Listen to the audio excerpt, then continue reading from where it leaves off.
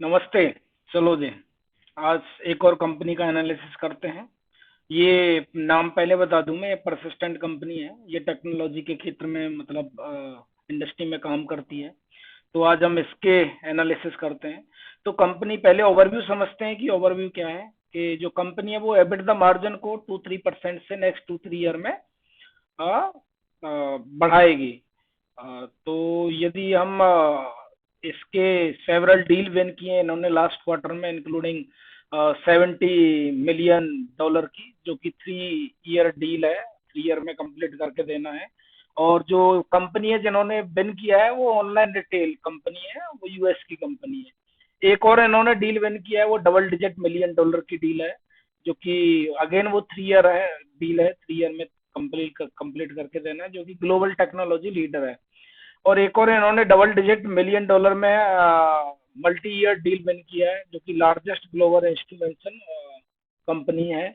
और अगर हम इन्होंने सेवरल ऑफिसेस ओपन किए हैं, including Bangalore, Indore and London, जो कि इनॉग्रेटेड किए हैं इन्होंने। और लर्निंग एंड डेवलपमेंट सेंटर इन्होंने हिंजवाड़ी में बनाया है, पुणे हिंजवाड़ी में। जो कंपनी जो प्लान कर रही है expand to the other location like Jaipur है, कोची है, चेन्नई है, कलकत्ता है, न्यू जर्सी है, to provide world class facilities to their employ. And जो कि ये और नए ऑफिस खोलने का प्लान कर रहे हैं। अगर हम इंडस्ट्री ओवरव्यू की बात समझते हैं, तो जो ग्लोबल आईटी इंडस्ट्री है वो एक्सपेक्टेड किया जा रहा है 2025 तक 7.3% के सीएजीआर से ग्रो करने का। अगर हमें इसमें डिजिटल आईटी का देखते हैं, तो डिजिटल आईटी को 26.4% सीएजीआर से ग्रो करने का एक्सपेक्टेशन है। बाई 2025 जो एंटरप्राइज डिजिटल स्पेंड है वो करीब करीब 50% ऑफ द टेक्नोलॉजी स्पेंड होगा एंटरप्राइजेस का। और विद डिजिटल स्पेंडिंग ग्रोइंग, जो कि हेल्दी रेट पे ग्रो कर रहा है, जो 26% सीएजीआर से बाई 2025 तक ग्रो करने का एक्सपेक्टेशन है। अगर हम ग्लोबल टेक्नोलॉजी स्पेंड की बात करें, वर्टिकल जैसे सच है, जैसे हेल्थ केयर है, हेल्थ केयर पर जो 21% अराउंड, एजुकेशन है जो कि ई टेक है 20%, एंड मीडिया है जो कि 9.9% स्पेंड कर रहे हैं। अब यदि ग्लोबल पीएस मार्केट की बात करें, तो जो सीएजीआर पे ग्रो कर रहा है वो 6.7% सीएजीआर पे ग्रो कर रहा है। और आईएमएसएस मार्केट करीब करीब 10% सीएजीआर से ग्रो कर रहा है। अब ऑर्गेनाइजेशन जो कि सिग्निफिकेंट, जो कि अपने बूस्ट करने के लिए प्रोग्रेस को एआई और मशीन लर्निंग पर थोड़ा ज्यादा ध्यान दे रहे हैं। अब जैसे कि इनके लार्जेस्ट मार्केट, जैसे टेक्नोलॉजी के यदि हम बात करें जो एक्सपोर्ट करते हैं, वो यूएस, मतलब Europe region, USA, Canada, these are the market जो ज्यादा आईटी को एक्सपोर्ट मतलब इंपोर्ट करते हैं, आईटी ड्रिवन है। अब यदि हम परसिस्टेंट की बिजनेस हिस्ट्री समझते हैं, तो जो परसिस्टेंट सिस्टम है वो software engineering and strategy service में to help the companies to implement and modernising their businesses. तो ये आईटी के क्षेत्र में कार्यरत है ये कंपनी। और it is on software and framework with pre built integration and acceleration, जो कि इनके पास में कुछ प्रोडक्ट हैं जो कि प्री बिल्ट है, जो जो किसी भी क्लाइंट को जल्दी ये ऑनबोर्ड कर देते हैं। और ये इनकी पार्टनरशिप है, जो सच है, जैसे कि सेल्स फोर्स है, एडब्ल्यूएस है। अब यदि हम इनके की पॉइंट की बात करें, तो फ्लेक्सिबल सॉल्यूशन है, the company has a few platform of its own which are pre built and provide quick integration. कोई भी यदि ऑलरेडी प्री बिल्ट सॉफ्टवेयर है, प्रोडक्ट है, तो कस्टमर को इजीली इंटीग्रेट किया जा सकता है। जैसे कि बहुत सारे किसी सॉल्यूशन को डिप्लॉय करने के लिए कोई प्री बिल्ट सॉफ्टवेयर है, तो उसकी कॉन्फ़िगरेशन बहुत जल्दी की जा सकती है इस तरीके से। यदि हम बीएफएसआई की बात करते हैं, तो cloud banking and insurance solution का इनके पास है प्रोडक्ट, जैसे such as loan management and claim management.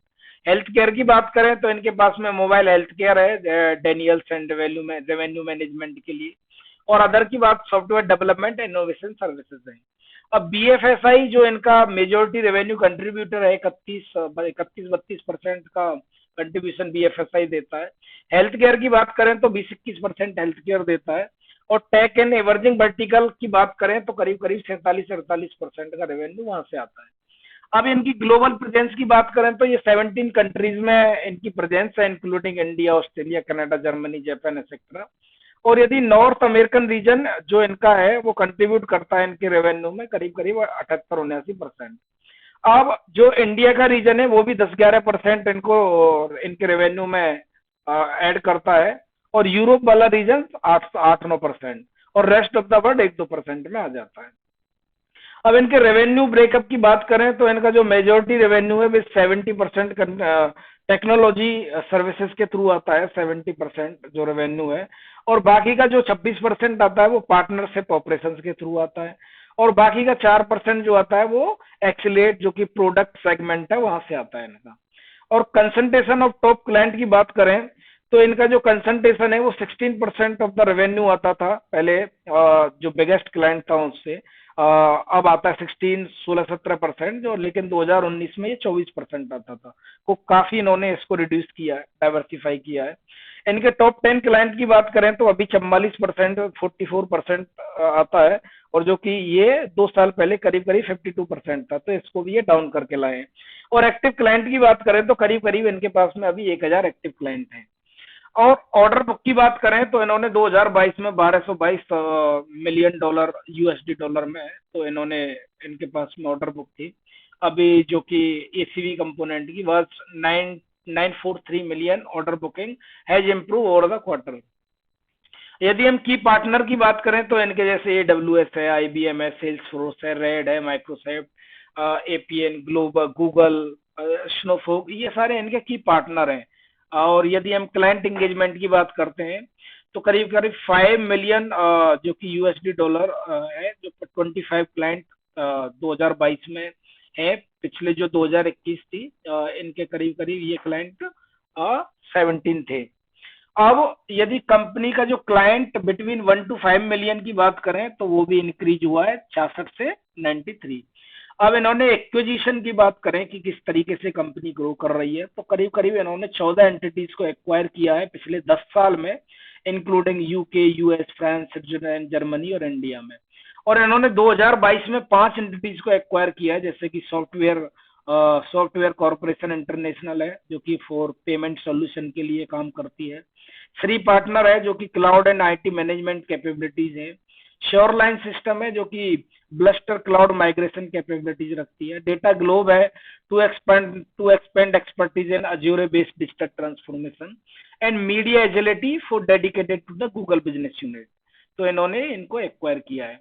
अब यदि इनकी 33 साल की जर्नी को देखें तो 1990 में ये कंपनी का इंसेप्शन हुआ, उसके बाद डिफरेंट डिकेड डिफरेंट इन्होंने ऑर्बिट बांटे हुए 8-10 साल के रीजन पे।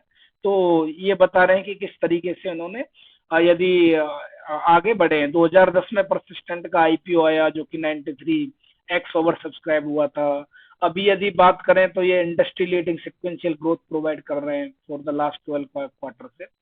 अब यदि इनका ग्लोबल प्रेजेंस देखते हैं तो करीब करीब 22,750 इनके पास में एम्प्लॉय स्ट्रेंथ है। और जो नॉर्थ अमेरिका का जो सेंट्रल अमेरिका है वो करीब करीब 70-78% रेवेन्यू देता है। और इनका जो ये टीम मेंबर्स हैं 22,750 प्लस, और जो 2,132 एम्प्लॉयज काम करते हैं अमेरिका में, सेंट्रल अमेरिका में। और यूरोप की बात करें तो इनका 10% रेवेन्यू यूरोप से आता है जो कि वहां पर 377 एम्प्लॉय काम करते हैं। और इंडिया की बात करें तो 10% रेवेन्यू देता है जहां पे 20,206 एम्प्लॉय काम करते हैं। तो बेसिकली ये एक्सपोर्ट करते हैं ये आईटी सर्विसेज को। और रेस्ट ऑफ द वर्ल्ड की बात करें तो 1.8% रेवेन्यू आता है, और जहां पे 174 एम्प्लॉय काम करते हैं। तो टोटल एम्प्लॉय हो जाते हैं हमारे 22,750 प्लस। अब यदि इनके बिजनेस सेगमेंट की बात करें तो इनके प्रोडक्ट एंड प्लेटफॉर्म इंजीनियरिंग का सेगमेंट है, एक CX and design lead transformation है, डेटा एंड आर्टिफिशियल इंटेलिजेंसी है, क्लाउड एनेबल्ड एंटरप्राइज मॉडर्नाइजेशन है। इनके ये बिजनेस सेगमेंट है, जिससे जैसे software high tech and emerging industries में काम करता है एक सेगमेंट। दूसरा segment banking and financial services and insurance में काम करता है। तीसरा इनका है हेल्थ एंड लाइफ साइंस में। तो ये इनका सेगमेंट है, बिजनेस सेगमेंट। अब जो इनका जो क्लाइंट बेस है वो क्या है, जो मोस्ट इनोवेटिव यूएस कंपनीज हैं 30 में से 14 कंपनी इनके क्लाइंट हैं। 60 ग्लोबल फॉर्च्यून 500 कंपनीज में से क्लाइंट है इनके। और बैंकिंग की बात करें तो 10 में से largest bank in both US and India, 8 इनके क्लाइंट हैं। 10 में से 8 क्लाइंट हैं। 25 प्लस ग्लोबल फिनटेक इनके क्लाइंट हैं। 10 में से 6 टॉप मेडिकल कंपनीज इनके क्लाइंट हैं। 10 में से 4 टॉप यूएस हेल्थ सिस्टम इनके क्लाइंट हैं। 5 में से टॉप 5 में से 3 इनके top CRO analytical instrument company client है। टॉप 10 में से 5 टॉप फार्मास्यूटिकल कंपनी इनके क्लाइंट हैं। अब यदि इनका क्लाइंट कंसंट्रेशन की बात करें तो top 10 client as a percentage of revenue इनका 37.4% इनके रेवेन्यू कंट्रीब्यूट करता है, जो कि Q1 फाइनेंशियल ईयर 2022 में ये 46% रेवेन्यू में कंट्रीब्यूट करते थे। यदि हम greater than 5 million annual revenue जिनसे जनरेट होता है, ऐसे इनके पास में करीब करीब 34 क्लाइंट हैं, जो कि Q1 फाइनेंशियल 22 में ये 21 क्लाइंट बेचता है इनके पास में। अब यदि इनके बिजनेस ऑफरिंग रेवेन्यू मिक्स को देखते हैं, हम फाइनेंशियल 23 का देखेंगे डायरेक्टली, और Q1 यदि आपको देखना हो तो you can pause the video and have a look. और एक और चीज, ये कोई बाय एंड सेल रिकमेंडेशन नहीं है, just we are analysing the company. तो यदि हम सर्विसेज का रेवेन्यू देखते हैं तो प्रीवियस ईयर ये 88% का था, अभी ये 92% कंट्रीब्यूट कर रहा है। और IP led business previous year 11-12% contribute करता था, अब ये 7-8% कर रहा है। यदि हम रेवेन्यू मिक्स बाय सेगमेंट देखते हैं तो बीएफएसआई प्रीवियस ईयर करीब करीब 31% इनकी हिस्सेदारी थी रेवेन्यू में, अभी वो होके 32-33% है, तो इंक्रीज हुआ है। और health care and life science 20-21% था, अभी ये 19-20% ये डिक्रीज हुआ है। सॉफ्टवेयर हाईटेक इमर्जिंग इंडस्ट्रीज की बात करें तो ये 47-48 था, अभी भी 47-48 ही है। एट्रिशन रेट की बात करें तो फाइनेंशियर 22 में 26% था, अभी 19.8% है, जो कि घटा है, ये गुड साइन है। अब जियोग्राफी रेवेन्यू मिक्स की बात करते हैं तो जो नॉर्थ अमेरिका है, जो प्रीवियस ईयर इनको 78-79% रेवेन्यू में देता था, वो अभी 78% दे रहा है। तो इन्होंने अपने बिजनेस को डाइवर्सिफाई किया है। वो बिजनेस कहाँ कहाँ से रेवेन्यू बढ़ा रहा है? यूरोप से बढ़ा रहा है एक तो, पहले पिछली बार 8.7 था, अभी 9% है। इंडिया में पिछली बार 10.67% था, अभी 11% है।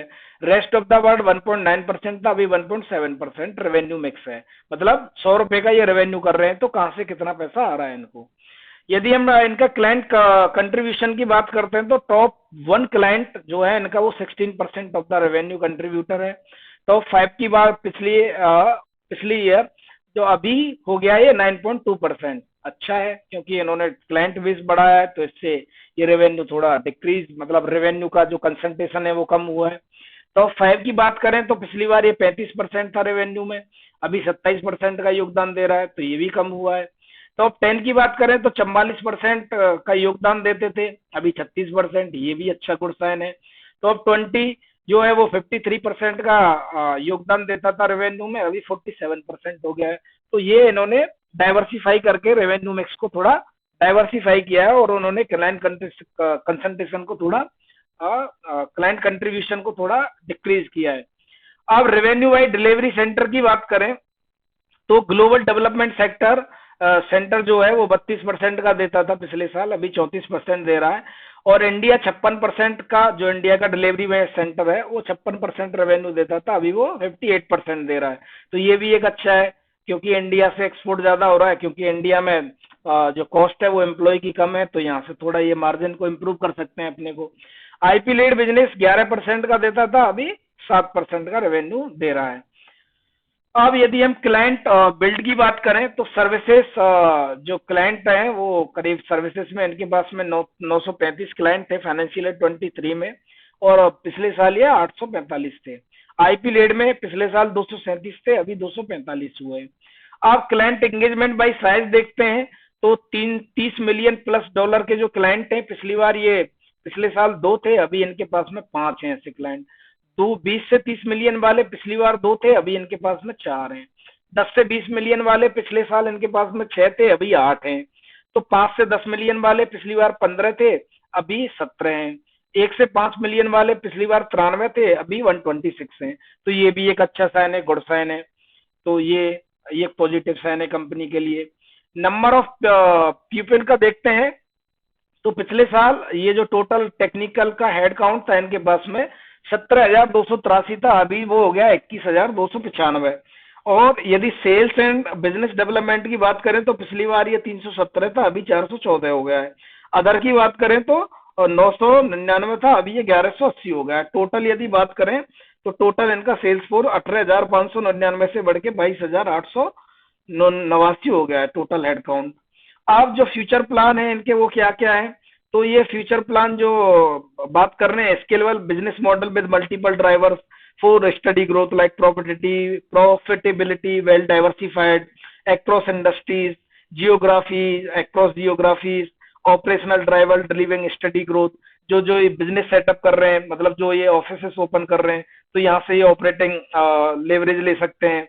और ग्रोइंग रिपीटेड रेवेन्यू बिजनेस, जो इनका क्लाइंट बेस है उससे दोबारा नया बिजनेस ले सकते हैं। और ये इनऑर्गेनिक ग्रोथ के लिए भी एक्टिवली लुकिंग कर रहे हैं, जैसा कि आप देख सकते हैं पिछले 10 साल में इन्होंने बहुत सारी कंपनीज को एक्वायर किया है। तो ये जियोग्राफी प्रेजेंस को भी स्केल कर रहे हैं। और जो कंपनी है वो टारगेट कर रही है 2 बिलियन रेवेन्यू इन साइज। अब इनके थोड़ा फाइनेंशियल देख लेते हैं। जो कंपाउंडेड सेल्स ग्रोथ है 10 साल का 20% सीएजीआर से ग्रो किया है इन्होंने, पिछले 3 साल का 33% सीएजीआर से, और पिछले ट्रेलिंग 12 मंथ का 40% ग्रोथ किया है इन्होंने सेल्स में। और वहीं प्रॉफिट ग्रोथ देखें तो 10 साल में इन्होंने 18% सीएजीआर से प्रॉफिट ग्रोथ किया है, पिछले 3 साल में 42% सीएजीआर से प्रॉफिट ग्रोथ किया है, ट्रेलिंग 12 मंथ का 42% इन्होंने प्रॉफिट ग्रोथ किया है। वहीं शेयर प्राइस देखें तो 10 साल में इन्होंने 33% सीएजीआर से ग्रो किया है शेयर प्राइस को, और पिछले 3 साल में 110% सीएजीआर से, मतलब हर साल आपका पैसा डबल किया है पिछले 3 साल में। मान लो 1 लाख, अगर एक साल में 1 लाख का 2 लाख हुआ, फिर अगले साल 2 लाख का 4 लाख हुआ, और फिर अगले साल 4 लाख का 8 लाख। तो मतलब आपने पिछले 3 साल पहले इसमें यदि 1 लाख रुपए इन्वेस्ट किए होते तो now that will become 8 lakh, तो मतलब 8x। अगर हम रिटर्न इन इक्विटी की बात करें तो 19% पिछले 10 साल का सीएजीआर आरओई है, पिछले 3 साल का 22% है, और लास्ट ईयर का ये आरओई 26% है। मार्केट कैप की बात करें तो 35,459 करोड़ का मार्केट कैप है। करंट प्राइस की बात करें तो 4,640 का करंट प्राइस है। अगर इनका हाई करें तो हाई देखें तो ये 5,135 हाई गया है और 3,092 लो गया है। डिविडेंड यील्ड की बात करें तो 0.6% का डिविडेंड यील्ड है। बुक वैल्यू 519 रुपए की है। स्टॉक का पी 37 का है, जबकि इंडस्ट्री का पी 32 का है, और आरओई 25 का है, आरओसी 30 का है। डेट टू इक्विटी 0.7 है, ये की बड़ा ही अच्छा साइन है। आरओई भी अच्छा है, आरओसी भी अच्छा है, और प्रॉफिट ग्रोथ भी अच्छी है, सेल्स ग्रोथ भी अच्छी है। सेल्स ग्रोथ 46% है, प्रॉफिट ग्रोथ 42% है। प्राइस टू बुक वैल्यू भी अच्छा है, और ये जो पैग रेशियो है वो भी रीजनेबल है 1.51, और डिविडेंड पे आउट 41% का है, ये भी अच्छा है। यदि हम प्राइस टू सेल की बात करें तो 4.25 का है। तो ओवरऑल कंपनी का जो फाइनेंशियल है लुकिंग गुड, कोई प्रॉब्लम दिख नहीं रहा है। यदि आप रिस्क, हर एक कंपनी के अंदर रिस्क होते हैं, तो इस कंपनी में क्या है, जैसे कि कोई नई टेक्नोलॉजी आ जाए जिसमें ये काम ही नहीं करते हो और वो डिसरप्टिव हो, तो डायरेक्ट रेवेन्यू हिट हो जाएगा। कस्टमर क्रेडिट, जैसे कोई किसी कस्टमर से इनको पैसा ही नहीं मिला, डील साइन हुई, किसी कारणवश पैसा नहीं मिला, कंपनी बैंकक्रप्ट हो गई, हजार रीजन होते हैं, तो भी ये एक बड़ा रिस्क है इनके लिए। टैलेंट अवेलेबिलिटी का रिस्क है, क्योंकि आईटी इंडस्ट्री है, डायनामिक है थोड़ा, जहाँ थोड़ा कोई ज्यादा पैकेज देता है तो थोड़ा टैलेंटेड एम्प्लॉय का मिलना भी थोड़ा डिफिकल्ट है। अगर ये एम्प्लॉय को ज्यादा पैकेज देंगे तो इनके मार्जिन घटेंगे फिर, तो ये थोड़ा, ये भी एक रिस्क है। कंप्लायंस विद लोकल लेजिस्लेशन, जो अगर ये डिफरेंट डिफरेंट कंट्रीज में काम करते हैं तो वहां पे इनको कंप्लायंट होना पड़ेगा, अगर कंप्लायंट नहीं होंगे तो हैवी पेनल्टी चार्ज करनी पड़ेगी। अच्छा, data privacy and security risk, यदि कोई कंपनी है इसका मतलब कोई ऑनलाइन है, ऑनलाइन जा रही है, तो उसके इसमें इनका डेटा लीक नहीं होना चाहिए, तो ये भी एक रिस्क है। तो ओवरऑल देखें तो कंपनी लुकिंग गुड।